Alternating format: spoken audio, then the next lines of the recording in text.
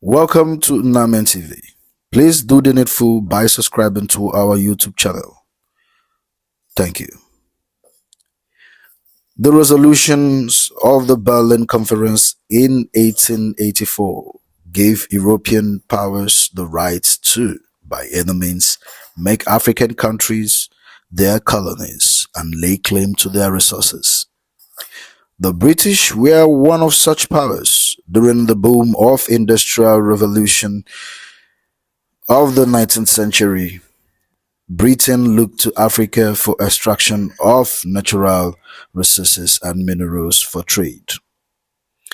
It is important to note that most of the countries at that time that were colonizing Africa did that mostly for exploitative reasons. The region called Nigeria today was rich in cash crops and natural resources. The British had already started engaging with coastal cities like Lagos and Calabar, forcing these cities to sign treaties and swear allegiance to the throne in Britain. In many cases, these forceful arrangements were met with a lot of resistance and led to protracted wars. Many ethnic groups in today's Nigeria set up a great fight against Britain's superior firepower. One such ethnic groups are the IGBO people. The Ekwumekwu movement was the name of the Igbo army that held the British at bay and fought them for 31 good years. The Ekwumekwu warriors were mostly comprised of thousands of Anioma youths from all parts of Anioma, the warriors who were bound by secret oath used guerrilla tactics to attack the British Royal Company, who was determined to penetrate the Igbo land. The war was brutal. The Ekwumekwu warriors defended their rights to live peacefully without foreign lordship. The British, who used heavy armaments, destroyed homes, farms, roads by bombardment. The British first invaded Ndoni and bombarded Onitsha on November 2nd, 1897 from the river Niger. This set the tempo for the rest of the war. The Royal Niger Company, under the command of Major Festin, engaged the Anioma people of Ibuzo in 1898.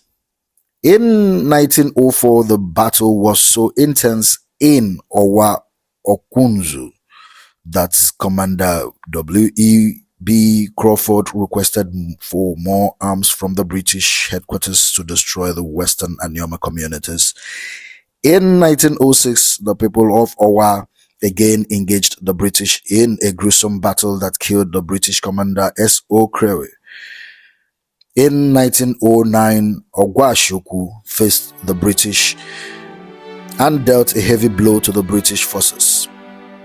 There were many casualties, and the encounter led to the death of H.C. Chapman.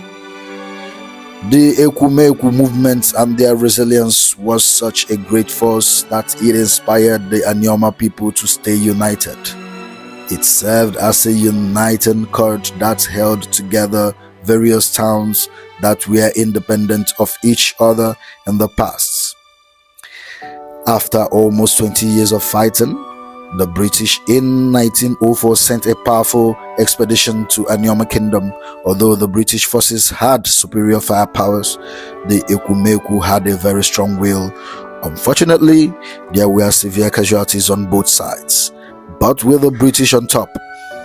The bombardment led to the destruction of villages and the death of civilians and soldiers alike. Their leaders was also captured and imprisoned. The British were sure that they had suppressed the Ekwumekwu military cult. The British officers boasted the Ekwumekwu and other secret societies has been completely broken. To their surprise, after 2 years, the mighty Ekwumekwu resistance resurfaced again, proving the Igbo are a proud and egalitarian people.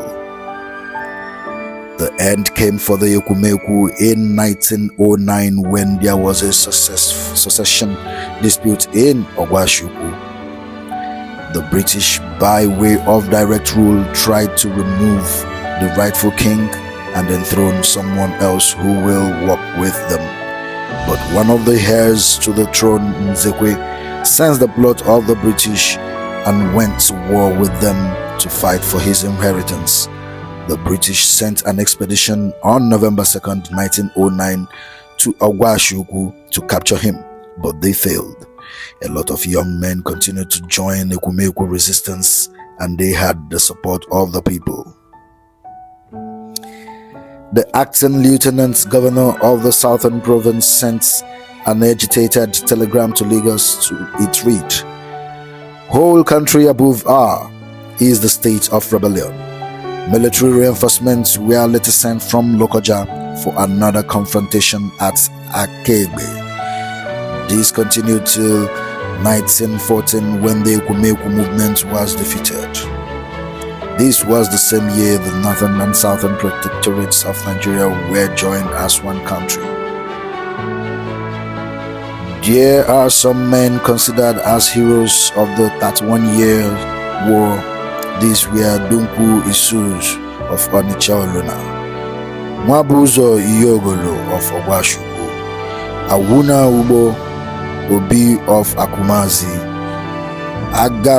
Agbambu Oshue of Ibuzo, the Idabo of Isoluku, Ochei Ageze of Onitsha Obuzo of Idumujeuno, Idegu Otokboike of Ubuluku.